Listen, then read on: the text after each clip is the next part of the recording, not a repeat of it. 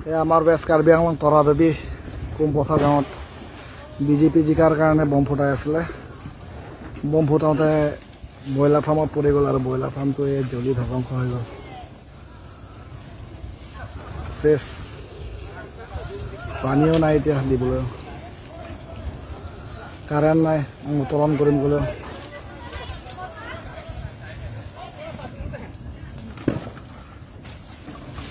নোৱাৰে আৰু বচাবলৈ, কিমান জ্বলাব আৰু।